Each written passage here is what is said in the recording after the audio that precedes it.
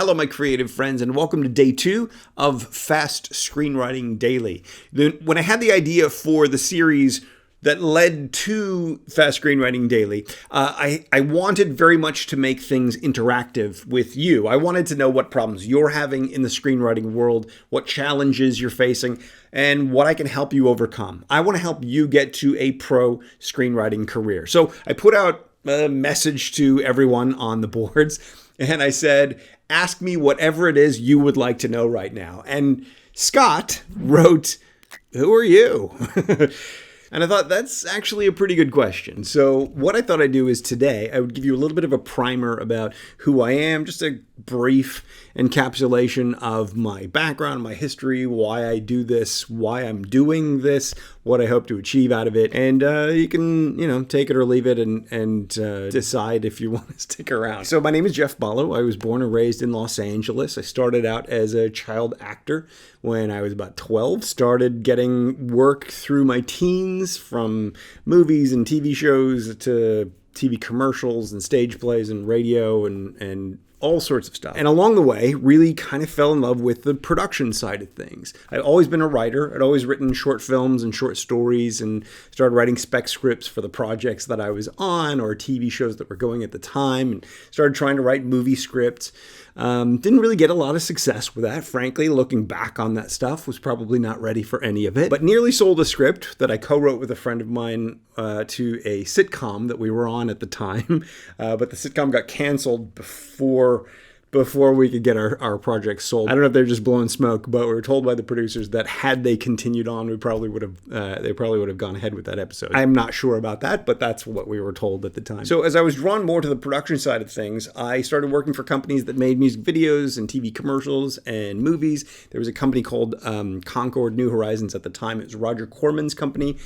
He's the king of the B films and has made hundreds and hundreds of sort of straight-to-video, sort of exploitation-y genre films. In about a 6-month span, I worked on 5 different films and in all different capacities, and really got to see all sides to the production process. And that experience was very formative for me, really stuck in my head. And so I started making my own short films, won a couple of little awards and got paid a little bit of money for some of the short films, and was gearing up, wanted to make bigger projects, feature-length projects. At that time, I had a friend who invited me to Australia to stay as long as I wanted. When I had an opportunity, and I thought, well, why don't I go check out Australia for a while? And so I went to Sydney, Australia, where my friend and I tried to make a little indie feature. We ended up spending nearly 7 years on the project and never completed it. It really wasn't good enough, but it also was that we created something that 7 years later was already too dated to be to complete. But as I started to think about how to sell this indie film, the idea came to me that when we go to the film markets, the Cannes Film Festival or AFM or what have you, I didn't want to just go with the film and hope somebody liked it enough to buy it, because I didn't think it was necessarily good enough to sell. But it certainly showed that we were capable. It certainly showed what we could do with no money. So what I wanted to have was other projects ready to go. And so I started looking for screenplays, and I put out a call for screenplays Australia-wide, ultimately getting in about 300 different scripts. This is about the time when I had this idea that in Sydney, it would be a perfect place for something like what Roger Corman had built in Los Angeles, an indie film studio that would make multiple films. It's such an extraordinary training ground to be working on projects that are actually going out into the real world as final products. I didn't want to make the kinds of movies that Roger Corman made or those kind of genre films necessarily, but I aspired to a higher caliber film in my mind, not in any way to denigrate that kind of film, just that I knew what I wanted to make. And so I had these aspirations. And so I started looking through all the scripts, and I made a very dedicated effort to read through all the screenplays that came in. And it became very quickly very apparent that most people, at least at the time, just did not have the skill, or maybe I was looking in the wrong place, but they did not I couldn't find anything. I couldn't find anything remotely viable without substantial redevelopment. And it's not just because it didn't satisfy my taste. It's because the quality of the writing wasn't good enough. It wasn't dynamic enough. It wasn't internationally viable and marketable. So I thought, why don't I try to create a little workshop where I teach people how to write stuff that in theory I could then go off and sell. There's obviously no obligation to work with me, but maybe some small percentage of people might want to. So we started teaching a screenwriting workshop, an 8-week idea to screenplay workshop. And about 3 weeks in, I realized, oh, no, we're not going to get anywhere close to it in the 8 weeks because people didn't quite understand the basics. Growing up in LA, and certainly trying to do all this stuff in LA, it's all around you. Everyone has a screenplay or teaches screenwriting or thinks they know what makes a good screenplay. Most of it's not up to speed either, but it's just pervasive. It's all around you. So there was much more. There were many more people who were doing it and who you could bounce ideas off and who might know someone who might know someone. In Australia, it was just not the case for me.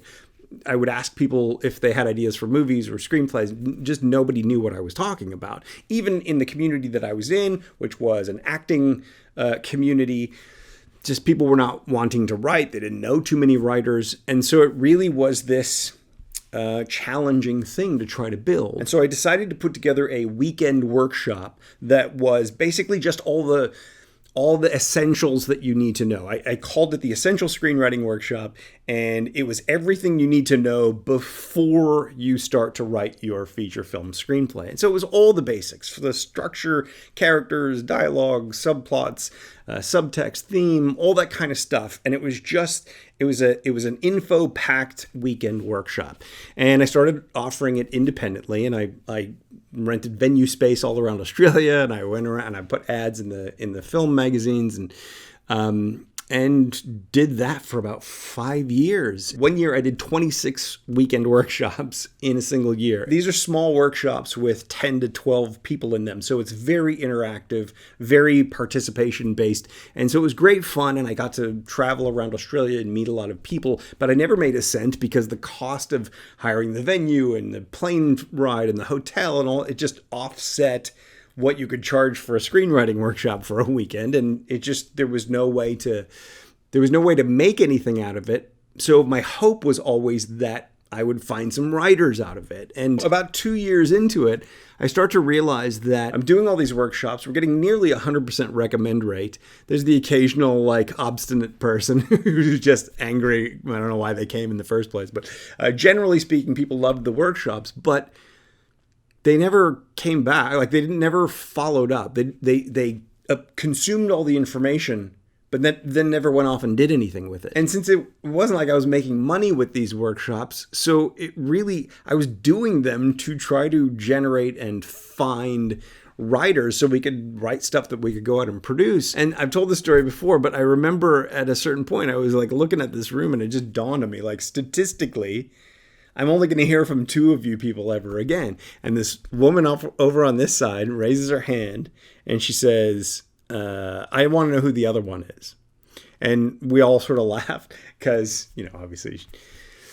And then I never heard from her again. So, and so this became my challenge was how do you get writers to go all the way? How do you get writers to not just absorb the information, but actually follow through? And this whole time, we're looking for screenplay submissions from all across Australia, getting in hundreds of submissions, but reading through them and just kind of not finding anything. It's not just about turning your idea into 100 pages of screenplay. We have plenty of people doing that. It's about creating 100 pages of screenplay that we can actually go out and make, that are viable, that I can use to go find the investor, go get the elements, the director, the actors, the locations, convince people that this is something that's worth making, that we all want to make, that we think we can actually have a market for later on.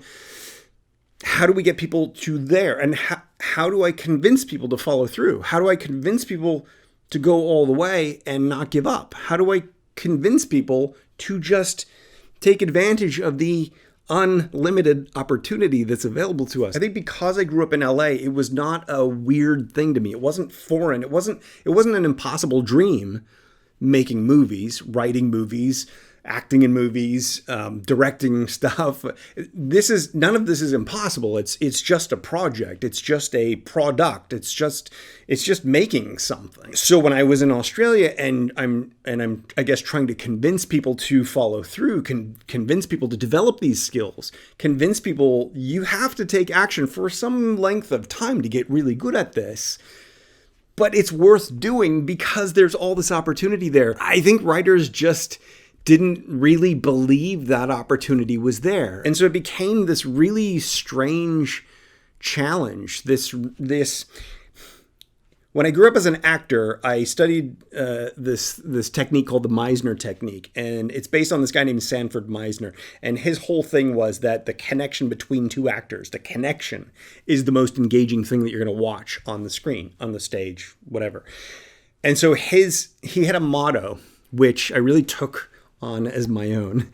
And he said, that which hinders your task is your task. I'm not going to be able to build an indie film studio until I can first get writers to go all the way through this process, not just to put words on the page, not just to write their idea, but to actually write material we can go out and produce that's viable, that's in sync with what we need, that is something that will attract investors and creative people and the team and all that, and yet still be something marketable and something that we could actually sell at a film market, and on and on. And so my approach to the writing thing became very different to the approaches that I had learned. So I had studied Sid Field and Robert McKee and John Truby and Michael Haig and all the sort of gurus of the day.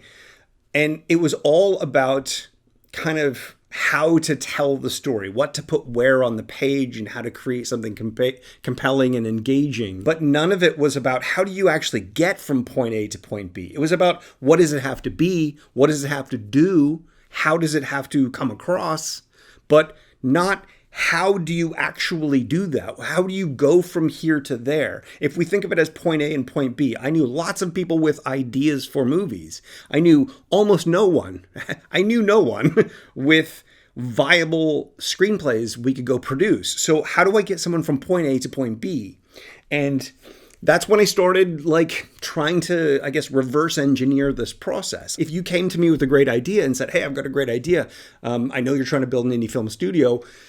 I'll say, okay, great, but I need you to turn that idea into something before we can really have a conversation, because I can't do anything with that idea. So how do we get you from here to here? And I just sat down and tried to start mapping it out. And that's when I started to really realize that there are different phases to the process itself. Everyone's going to start out with an idea. Everyone has to shape that idea into a story. Everyone has to get that story written. And then everyone has to refine what's written until it's exactly what they want it to be, and then polish it into a page-turner screenplay.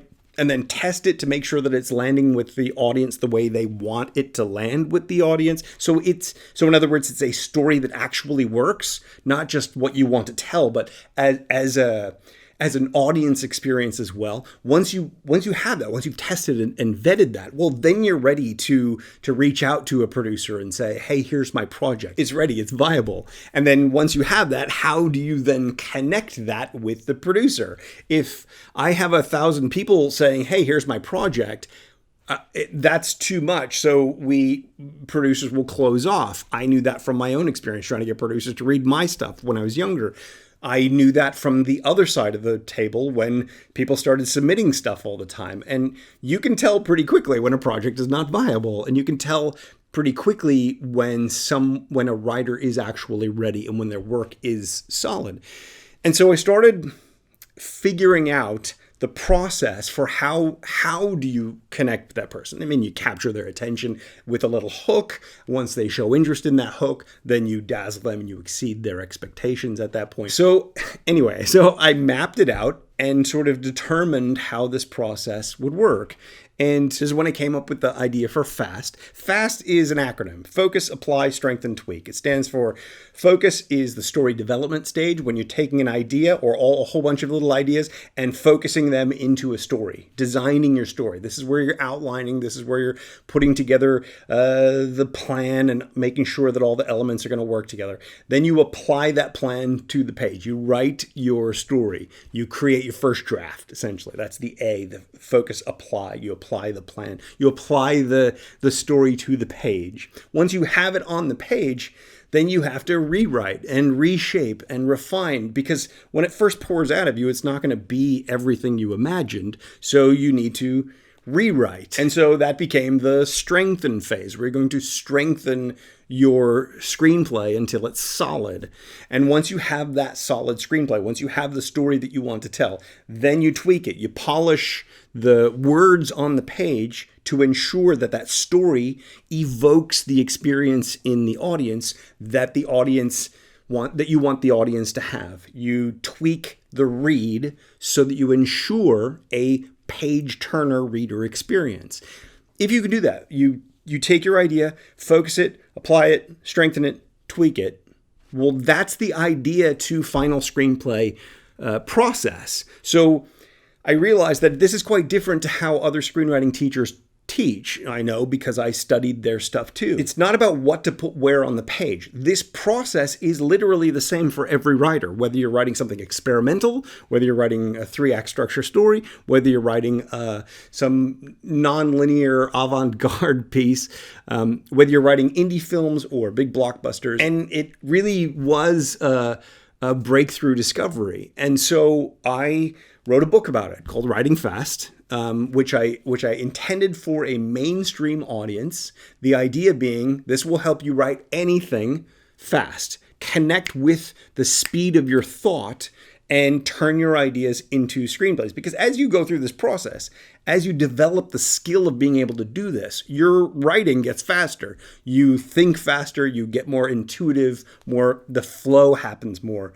And so it becomes something that you write fast, but ultimately it's about making sure that it reads fast. When someone reads it, they're flicking through those pages because they can't put it down. So after I wrote the book, I thought, why don't I take all my screenwriting education stuff and create a home study course? I wanted to do a 6 DVD series. This is back in the days of DVD. I was going to do something that took you from start to finish, all the way through this whole process.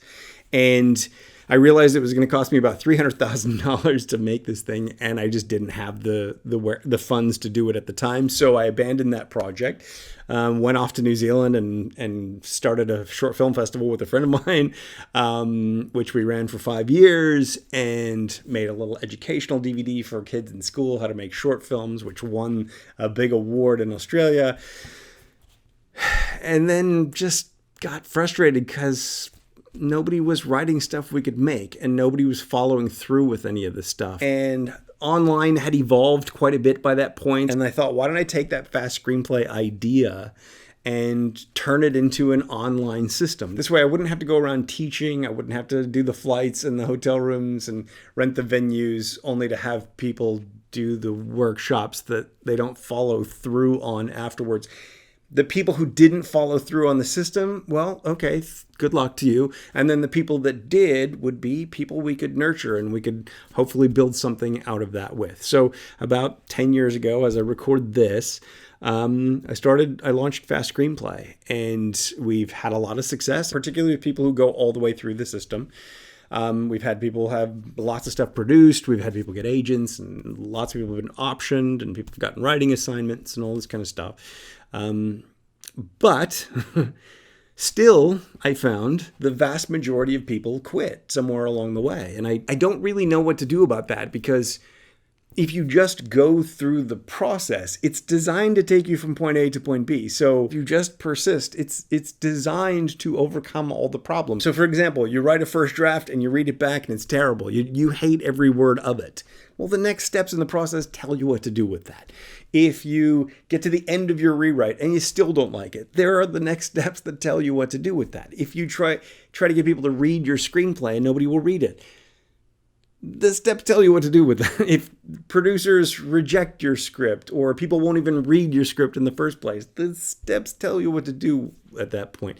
That's what a process-driven approach really is. And for better or for worse, this is what I built. And this is a unique thing in the screenwriting world. It just doesn't exist anywhere else. And so I'm very proud of it.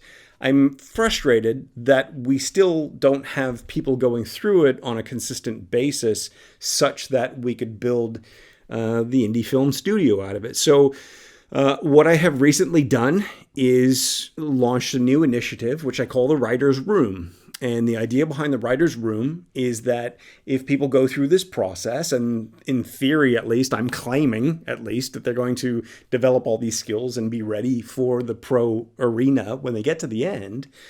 Well, if they are actually, then we should put our money where our mouth is and do something with those people. And so what I've decided to do is add this additional module, kind of like what I call the 8th phase. I'll go into the phases in an upcoming video, but the one thing that you don't learn through any screenwriting resource, through the books or through classes or anywhere really, is what it means to see your work get translated from the page to the screen. And in that, seeing the difference between how it looks in your mind and how it looks in the end, and what works in the end, maybe what worked on the page doesn't work on the screen, and so it has to be changed to make what works on the screen. The lessons in that, the knowledge, the insights from that, that's literally the important stuff that gets infused into your next projects. That's why a professional screenwriter is always going to be more appealing to a producer or production company than a novice, because the professional has that experience. They've been through that. They know what works and what doesn't, and why it works and why it doesn't. Even if it's not something you can point to and say, this works, this doesn't. You can develop a sense of it because you have that experience. Like a guitarist would develop a feel for it, even though maybe a novice knows how to pluck those things theoretically, mathematically. So my goal now is to build that indie film studio to produce the films that are written by the writers who've developed all these skills. And because of where we're at today with online and with streaming technologies and just the way the world exists now, I actually have a distribution model that I have in mind for this. So my goal is to give all the writers involved in that group a percentage ownership in every project that they're even contributing to, and a professional film credit. So that at the end of the project, at the end of what the film studio can be, is a scenario where writers have learned the craft, thoroughly understood these mechanics and how to go through it and how to develop, make it intuitive, and then seen their work turned into films, which then they can use as a showpiece with their passion projects to go into the world and get the next job. Hopefully make money just out of that, but one way or another, use that as a calling card for themselves. So in this way, full circle comes back to I'm still trying to build that indie film studio. I'm still trying to convince writers to go all the way. I still believe very, very strongly in everything that I have done along the way and what I've built and what it means and why. And I know very well that most people are going to watch this and think this is some sort of marketing ploy, and they're not going to join me. And that's okay, because there is so much opportunity out there that if we can make 4 films a year, if we can make 50 films a year, if we can make 200 films a year, we're still not going to be scraping the surface of what's possible, what can be had. So I'm no longer of the opinion that I need to keep all this under wraps. I want to share this with whoever wants to have it. And for that small, tiny fraction of people that want to join me on the journey, that would be fantastic. And let's try to build this thing. So look, for better or worse, that's who I am. That's what I'm about. And so what I'm going to try to do with this series is give you a daily action prompt every day. I don't have a lot of time, so I can't guarantee I'm going to do it every day, but I'm going to try and give you an action prompt to encourage you to take action. Because if there is one thing I know above all else, it's that this takes time to develop these skills. You need to take consistent, ongoing, daily action. If you don't, it's just never going to happen, as I will explain in a very soon to be released video. So hopefully that gives you a sense of who I am. It's much more information than you probably wanted to know or cared to know, but hey, might as well just put it all out there, and then people can stick around if they're in sync with what I'm trying to do. And if you're not, and you just rather would learn from somebody else, that's fair enough too. If you have any follow-up questions, pop them in the comments below. If you're on board, let me know that you're on board. If I'm not quite right for you, I'd love to know why. So pop that in the comments below. No judgment. I'm not here to everyone has a unique path to the goal that they're trying to get to. So I'm here to help you with yours if you want, and if not, I wish you extraordinary success. Now, there's another video right here, which is going to be the follow-up to this, maybe with some answers to some questions or comments. Maybe not. YouTube's going to suggest something here, and who knows what's on this side of the screen. Thank you so much for watching. We'll see you soon.